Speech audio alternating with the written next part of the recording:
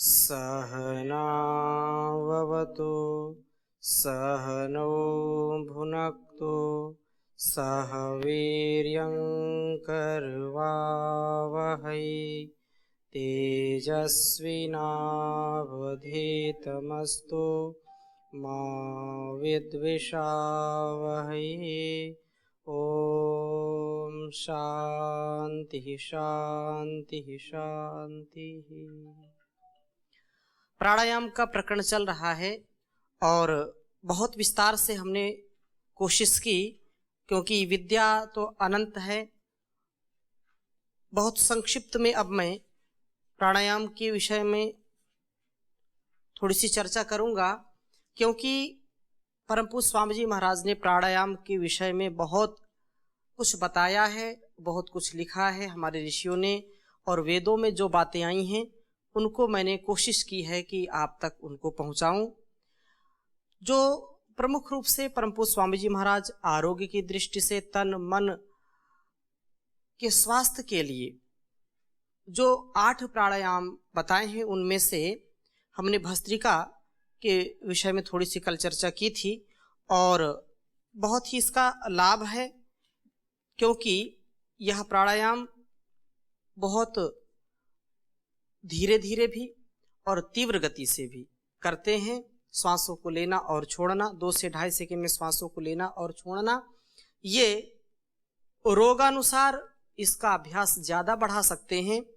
इसको निरंतर करने से कम छोटे बच्चों को 1 से 2 मिनट और 3 मिनट और इसके बाद फिर 5 मिनट 10 मिनट का अभ्यास भस्त्रिका प्राणायाम का होना चाहिए।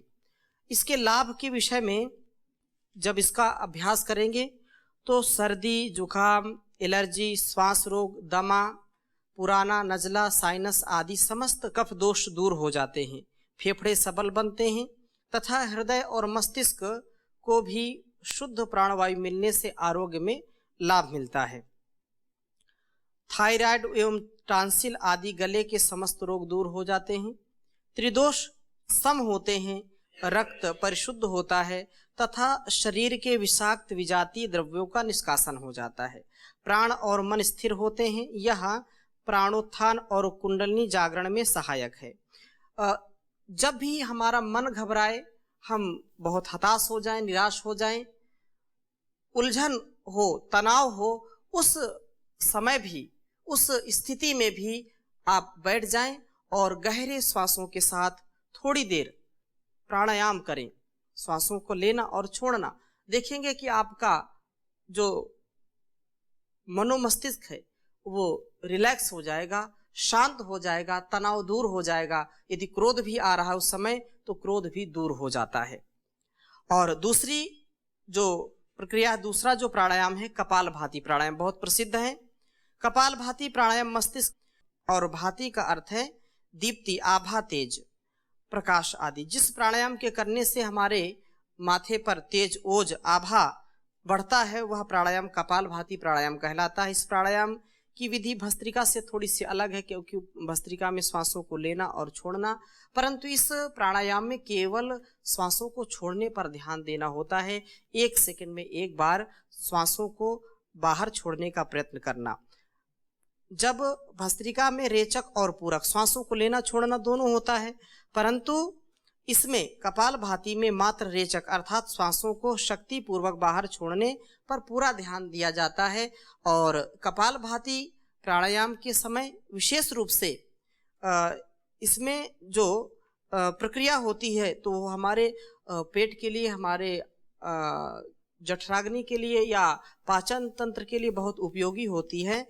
ऐसा जो है स्वाभाविक रूप से होता है।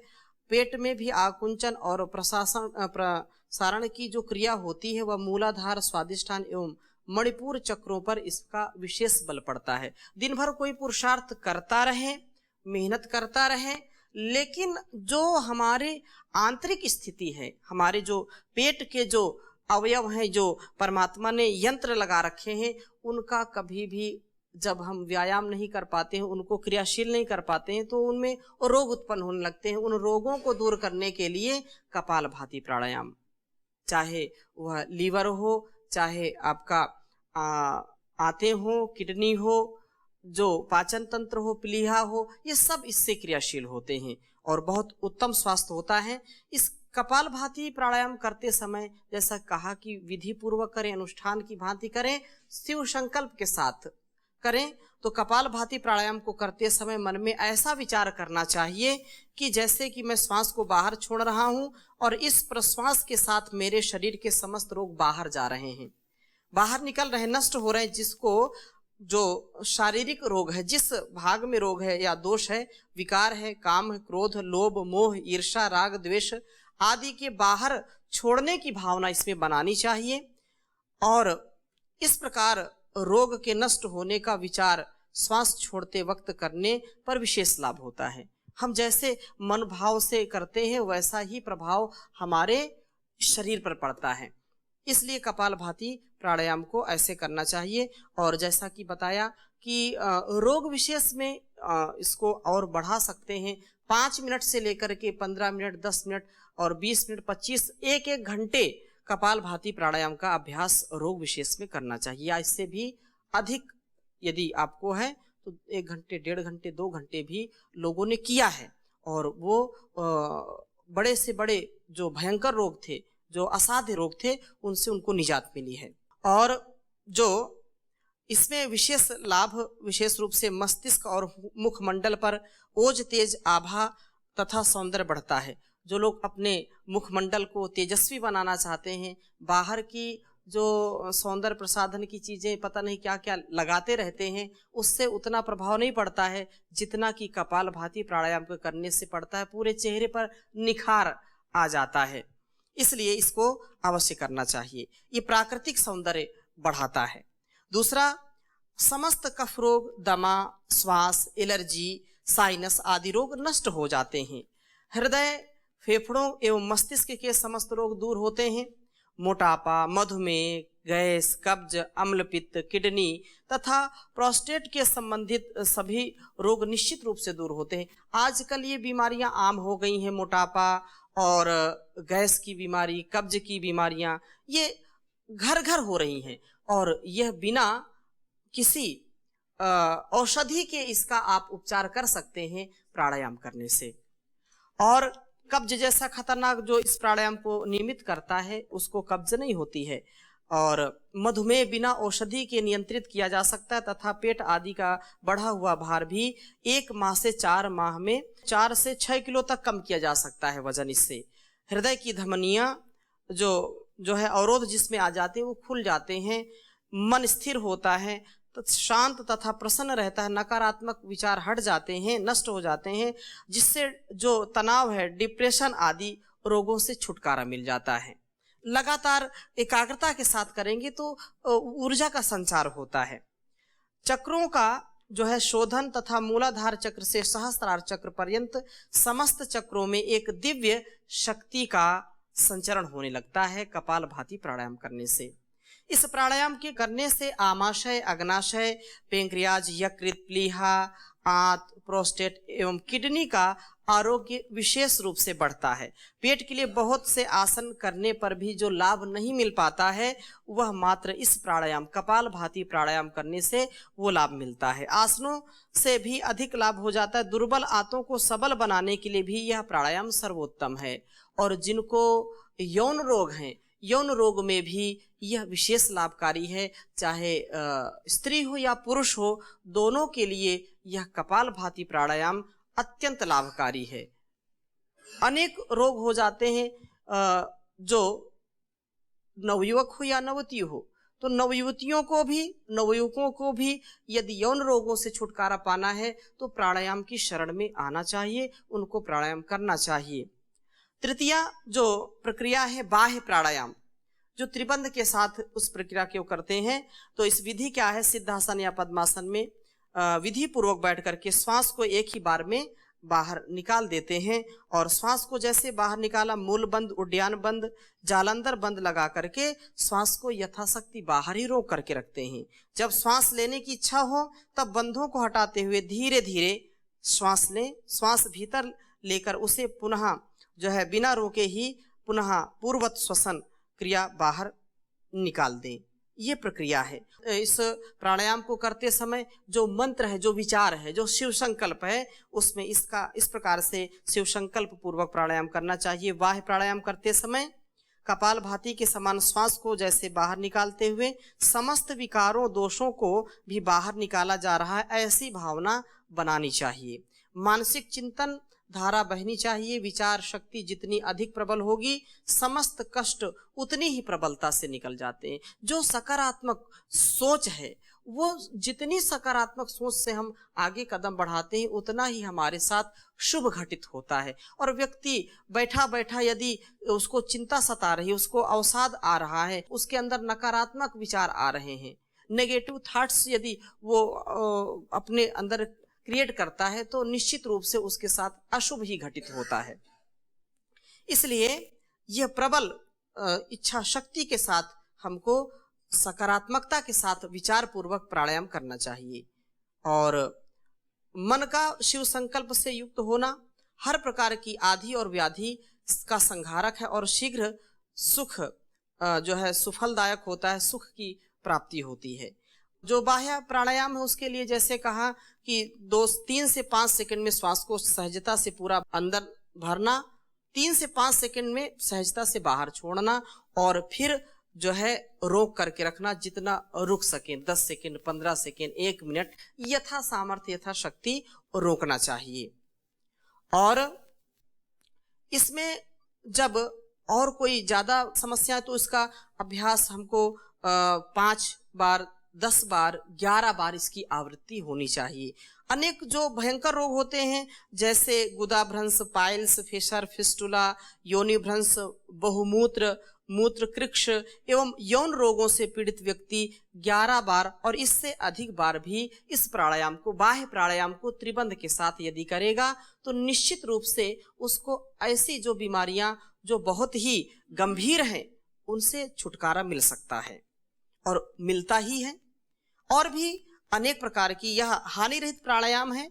इससे मन की चंचलता दूर होती, जठराग्नि प्रदीप्त होती है, उदर रोगों में विशेष लाभ मिलता है, बुद्धि सूक्ष्म और तीव्र होती है, शरीर का शोधक है, वीर की ऊर्ध्व गति करके स्वप्न दोष, शीघ्र पतन आदि धातु विकारों की निवृत्ति करता है। बाह्य प्राणायाम करने से पेट के सभी अवयवों पर विशेष बल पड़ता है तथा आरंभ में पेट के कमजोर या रोगग्रस्त भाग में थोड़ा सा हल्का सा दर्द हो सकता है, परंतु धीरे धीरे जब अभ्यास हो जाएगा, त्रिबंध पूर्वक करेंगे तो निश्चित रूप से लाभ मिलता है। प्राणायाम के विषय में जो योग दर्शन में आया कि इसमें भी बाह्य प्राणायाम का विशेष जो है संकेत किया गया है। तो योग दर्शन में कहा कि बाह्य आभ्यंतर स्तंभ वृत्तिर देश काल संख्या भी परिदृष्टो दीर्घ सूक्ष्म। तो बाह्य वृत्ति, आभ्यंतर वृत्ति और स्तंभ वृत्ति प्राणायाम देश काल और संख्या के द्वारा जाना हुआ लंबा और हल्का हो जाता है। यह प्राणायाम जैसे कहा कि जिससे श्वास पूर्वक गति को रोक दिया जाता है। जैसे इस बाह्य प्राणायाम में सामान्य रूप से परम पूज्य स्वामी जी महाराज ने कि ये सब को लाभ मिले, सब आयु के, सब वर्गों के, बच्चों से लेकर के वृद्धावस्था तक के लोगों को सहजता से इससे लाभ मिल सके, इसलिए उन्होंने सरल विधि से इस बात को कहा है। और जो योग दर्शन में बात कही गई तो इस जो है सूत्र में कहा कि जिससे श्वास पूर्वक गति को रोक दिया जाता है वह बाह्य प्राणायाम है, और जिसमें श्वास पूर्वक गति को रोक दिया जाता है वो बाह्य प्राणायाम है, और जिसमें प्रश्वास पूर्वक, श्वास और प्रश्वास पूर्वक गति को रोक दिया जाता है वह आभ्यंतर प्राणायाम कहलाता है, जिसमें न प्राण को बाहर निकाला जाता है न अंदर लिया जाता है, अपितु यथा स्थान रोका जाता है, वह स्तंभ वृत्ति प्राणायाम कहलाता है। श्वासों को लिया और रोक दिया, तो वह जैसे श्वास को गति को रोक दिया तो फिर कौन सा प्राणायाम हो गया? वो आभ्यंतर स्तंभ, बिल्कुल अपने आप उसको स्थिर कर देना, ना बाहर किया ना अंदर किया। श्वास पूर्वक हमने श्वास को लिया पहले और बाहर छोड़ दिया, बाह्य प्राणायाम हो गया, ठीक है। और इसके बाद श्वासों को लेकर के अंदर रोक दिया, ये आभ्यंतर हो गया। और फिर जब हम श्वासों को यथावत वहीं पर रोक दिए, न बाहर न अंदर, तो वो क्या हो गया, स्तंभ वृत्ति प्राणायाम। इसमें श्वास प्रश्वास को जहां का तहां रोक दिया जाता है। जिस प्रकार से गर्म पत्थर पर जल डालने से वह सब और संकुचित हो जाता है, उसी प्रकार से श्वास प्रश्वास संकुचित हो जाते हैं। ये तीनों प्राणायाम देश काल और संख्या से परीक्षित किए जाते हैं। ये निश्चित रूप से हमको मानना चाहिए। और ये 3 प्राणायाम तो यहाँ बताए हैं, और अगले सूत्र में चौथे प्राणायाम की बात कही है कि बाह्य अभ्यंतर विषयाक्षेपी चतुर्थः। महर्षि पतंजलि कहते हैं कि बाह्य तथा आभ्यंतर प्राणायाम के विषय को दूर करने वाला बाह्य आभ्यंतर विषयाक्षेपी नामक चतुर्थ प्राण कहलाता है। इस सूत्र में बाह्य आभ्यंतर विषयाक्षेपी नामक चौथे प्राणायाम का कथन है। देश काल संख्या के द्वारा परीक्षित बाह्य प्रदेश में होने वाला प्राणायाम इस प्राणायाम द्वारा उल्लंघित होता है, अर्थात इस प्राणायाम के द्वारा अतिक्रांत होता है। जब बाह्य वायु बाहर देश से अंदर की ओर गति करने लगती है तो यह प्राणायाम उसकी गति को रोक देता है। उसी प्रकार से आभ्यंतर परीक्षित प्राणायाम में वायु जब भीतर से बाहर की ओर गति करती है तो यह उसकी गति को रोक देता है। इस प्रकार से दोनों प्राणायाम दीर्घ और सूक्ष्म होते हैं। बाह्य आभ्यंतर दोनों प्राणायामों को क्रम से परिपक्व बना लेने पर इस प्राणायाम के द्वारा दोनों की गति का अभाव हो जाता है। यह चौथा प्राणायाम है। जब बाह्य वायु अंदर की ओर जाती है तो उसको रोक देता है, जब आभ्यंतर वायु बाहर की ओर आती है तो उसे भी रोक देता है। इसलिए इसका नाम बाह्य आभ्यंतर विषयाक्षेपी प्राणायाम कहा है। ये चौथा प्राणायाम है। तो यहाँ पर जो प्राणायाम रहस्य में जो परम पूज्य स्वामी जी महाराज ने लिखा है उसको हम पुनः देखते हैं। तो यह प्राणायाम विशेष रूप से लाभकारी है। अनेक प्रकार के दोषों में, यौन रोगों में बहुत लाभकारी है। और चतुर्थ प्राणायाम है उज्जाई प्राणायाम। उज्जाई प्राणायाम जो पूरक प्राणायाम में पूरक करते हुए गले को सिकोड़ते हैं और हिचकी जैसी आती है उस उच्चारण को बढ़ाते हैं। गले को सिकोड़कर श्वास अंदर भरते हैं। जैसे खराटे आते हैं तो गले पर दबाव पड़ता है, वैसे आवाज होती है। वैसे से पूरक करते हुए कंठ से ध्वनि होती है। ध्यान उपयोगी आसन में बैठ करके दोनों नासिकाओं से वायु को अंदर खींचिए, कंठ को थोड़ा संकुचित करके। इसको आप देख सकते हैं और इसका लाभ बहुत है। ये उज्जाई प्राणायाम जो भी व्यक्ति करता है, जो भी स्त्री या पुरुष करते, कोई भी करे, उसके लिए बहुत लाभकारी है। क्योंकि बहुत सारे ऐसे लोग होते हैं जिनको 12 महीने सर्दी जुकाम बनी रहती है, जिनको खर्राटे आते हैं। वो स्वयं तो सो जाते हैं, उनको पता नहीं चलता कि खर्राटे आते हैं, लेकिन बगल में जो लेटा हुआ व्यक्ति होता है उसको बड़ी परेशानी होती है। इसलिए इस प्राणायाम को करने से जो साल भर जो सर्दी जुकाम बनी रहती है वो जो उससे पीड़ित होते हैं वो दूर करता है। और थायराइड, स्नोरिंग और स्लीपन एपनिया, हृदय रोग, अस्थमा, फुफ्फुस एवं कंठ विकार, टांसिल, अनिद्रा, मानसिक तनाव, रक्तचाप, अजीर्ण, आमवात और जलोदर, क्षय, ज्वर, प्लीहा आदि के रोग इससे दूर होते हैं। उसके लिए यह लाभप्रद है। गले को ठीक, निरोग एवं मधुर बनाने हेतु इसका नियमित अभ्यास करना चाहिए। कुंडलिनी जागरण, जपा जप, ध्यान आदि के लिए भी यह प्राणायाम उत्तम है। इससे बच्चों का तुतलाना भी ठीक हो जाता है। यदि बच्चे तुतलाते हैं तो उनको उज्जाई प्राणायाम कराते हैं तो उनका तुतलाना ठीक हो जाता है। और पंचम प्राणायाम है अनुलोम विलोम प्राणायाम। अनुलोम विलोम प्राणायाम सभी जानते हैं कि दाएं हाथ को उठा करके जो है दाएं हाथ के अंगुष्ठ के द्वारा दायां स्वर अर्थात पिंगला नाड़ी तथा अनामिका एवं मध्यमा अंगुलियों के द्वारा बायां स्वर बंद करना चाहिए। हाथ की हथेली को नासिका के सामने न रख करके थोड़ा सा दूर रखें, पास में न रखें, ताकि जो श्वास प्रश्वास है उसमें कोई बाधा ना आने पाए। इस प्राणायाम को इस प्रकार से आरंभ करते हैं। और जैसा कि बताया कि इसका बहुत ही विशेष लाभ मिलता है। और निरापद प्राणायाम ये है, ये शक्ति का संचार करने वाला प्राणायाम है। अनुलोम विलोम के निरंतर अभ्यास से मूलाधार चक्र में सन्निहित शक्ति का जागरण होता है। इससे जो है सामर्थ्य हमारा बढ़ने लगता है और निश्चित रूप से कुंडली जागरण होता है, ऊर्ध्वरेतस भी व्यक्ति से बनता है।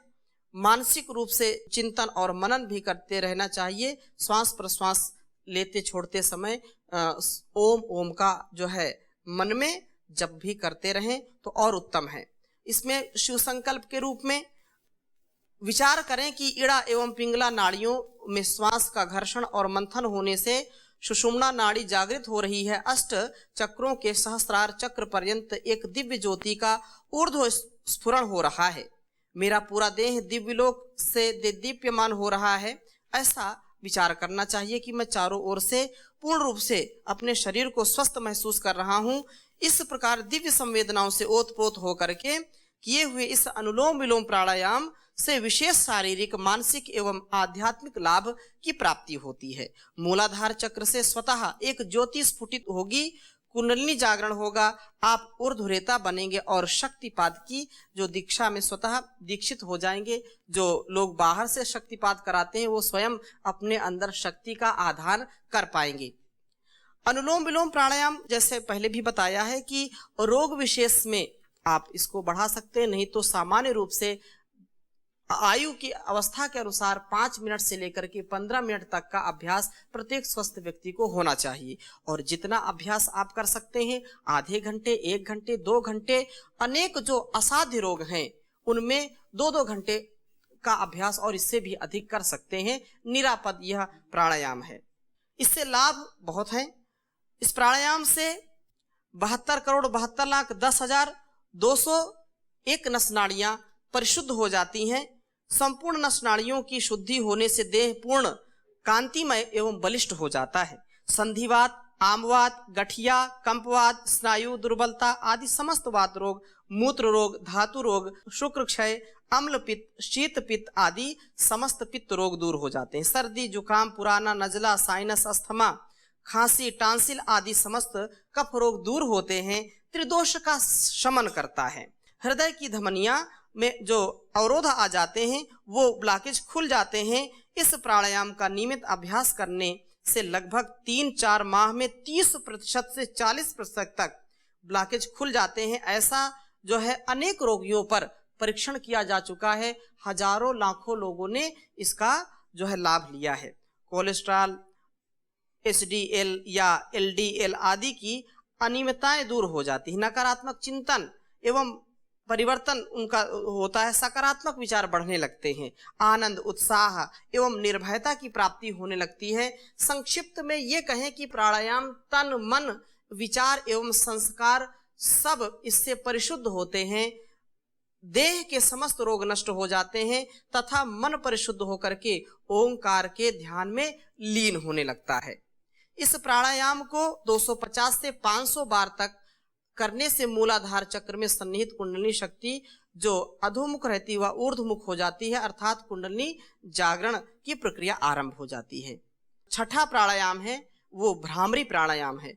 श्वास पूरा भर करके मध्यमा अंगुलियों से नासिका के मूल में आंख के पास दोनों ओर से थोड़ा सा हाथों को इस प्रकार से दबाएं और मन को आज्ञा चक्र में केंद्रित करें। अंगूठों के द्वारा दोनों कानों को पूरा बंद कर लें और अब भ्रमर की तरह जो है गुंजन करना है। ओम का उच्चारण मन ही मन करना है, भौरे की तरह गुनगुनाना है, इसीलिए इसका नाम भ्रामरी प्राणायाम है। उच्चारण के साथ धीरे धीरे श्वास को बाहर छोड़ना है। पुनः इसी आवृत्ति को करते रहना है 3 बार, 5 बार और अनेक बार भी इसका अभ्यास कर सकते हैं।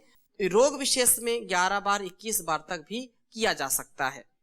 यह प्राणायाम अपनी चेतना, इसमें जब शिव संकल्प करें तो चेतना ईश्वरीय सत्ता के साथ तन्मय एवं तद्रूप करते हुए करना चाहिए। मन में दिव्य संकल्प या विचार होना चाहिए कि मुझ पर उस परमात्मा की विशेष कृपा है। शांति तथा आनंद का अनुभव करना चाहिए। आनंद बरस रहा है ऐसा विचार करना चाहिए। समस्त अज्ञान को दूर कर मुझे रितंबरा प्रज्ञा से संपन्न परमात्मा बना रहे हैं। इस प्रकार शुद्ध भाव से यह प्राणायाम करने से दिव्य ज्योति पुंज आज्ञा चक्र में प्रकट होता है और ध्यान स्वतः लगने लगता है। ध्यान जब हम करेंगे तो हमारा मन बिल्कुल शांत होगा, हमको समाधि की प्राप्ति होगी, आदि और व्याधि का समाधान होगा वो नष्ट हो जाएंगी। भ्रामरी प्राणायाम का समय जैसे बताया कि जो है 3 से 5 सेकंड में श्वासों को भरा और उसको विधि पूर्वक करने से जितना श्वासों को हम गहरा भरेंगे उतना धीरे धीरे उसको उच्चारण में खर्च करें, उच्चारण में धीरे धीरे उसको छोड़ते जाएं और इस क्रम को, इस चक्र को लगातार 3 से 5, 5 से 7, 7 से 11 इस प्रकार से आप कर सकते हैं। लाभ विशेष यही है कि मन की चंचलता इससे दूर होगी। मानसिक तनाव जिनको होता है, तनाव और उत्तेजना होती है, क्रोध जल्दी आता है, उच्च रक्तचाप या हृदय रोग की जिनको समस्या रहती है वो उनके लिए विशेष लाभकारी प्राणायाम है और ध्यान के लिए अति उपयोगी है। 7वां प्राणायाम उद्गीत प्राणायाम है। इसमें जैसे जो हम भ्रामरी में 3 से 5 सेकंड में गहरी सांसों को भरा और हाथों को जो है घुटने पर रख करके ध्यान मुद्रा में बैठ करके आंखें बंद हो और ओंकार का उच्चारण करना है, उद्गीत प्राणायाम ये कहलाता है। और जैसी श्वास हमने भरा तो 15 से 20 सेकंड में या जितना आप श्वासों को रोक करके लंबा उच्चारण कर सकते हैं उतना करना चाहिए। यह उच्चारण में जो आपने श्वास ली है उसको खर्च करना चाहिए। यह प्राणायाम 5 से 10 बार या 5 से 10 मिनट, 11 बार, 21 बार और इससे भी अधिक बार किया जा सकता है। इससे कोई हानि नहीं होती, बल्कि इससे जितना अधिक करेंगे उतना ही लाभ होता है इससे। और 8वां प्राणायाम प्रणव प्राणायाम। प्रणव प्राणायाम पूर्व निर्दिष्ट सभी प्राणायाम करने के बाद ये अंतिम प्राणायाम है। उसमें अपने मन को टिका करके, श्वास प्रश्वास पर अपने मन को टिका करके प्राण के साथ उद्गीत ओम का ध्यान करें। भगवान ने ध्रुवों की आकृति ओंकारमय बनाई है, समस्त ब्रह्मांड ओंकारमय बनाया है। ओंकार कोई व्यक्ति या आकृति विशेष नहीं है, अपितु एक दिव्य शक्ति है। ओंकार ये सारे चर अचर जगत को चलाने की जो विशेष व्यवस्था करता है, जो परमपिता परमेश्वर वो शक्ति है। श्वास और प्रश्वास के साथ पूरा ध्यान आपका इसी पर लगा रहे। प्रणव प्राणायाम का जो समय है उसमें 1 मिनट से लेकर के 2 मिनट, 5 मिनट, 10 मिनट और जितना समय आप बढ़ा सकते हैं इस प्राणायाम को करना चाहिए। गहरे गहरे श्वासों के साथ आप मन को संयमित करते रहें तो यहाँ पर फिर संयम भी बढ़ेगा और ध्यान भी बढ़ेगा, धारणा भी बढ़ेगी। विशेष यह प्राणायाम लाभकारी है। इसके साथ साथ रोगोपचार की दृष्टि से अन्य प्राणायाम सूर्य भेदी या सूर्यांग प्राणायाम, चंद्र भेदी चंद्रांग प्राणायाम, शीतली शीतकारी, कर्ण रोगांतक प्राणायाम, ये प्राणायाम जो रोगों की दृष्टि से केवली प्राणायाम, प्लावनी प्राणायाम, नाड़ी शोधन प्राणायाम, ये प्राणायाम और किए जा सकते हैं। तो प्राणायाम के विषय में बहुत चर्चा हुई। अब हम आगे इसकी चर्चा जो कुछ प्रश्न होंगे उनके आधार पर करेंगे। आज यहीं पर विराम देते हैं। ओम शांति शांति शांति।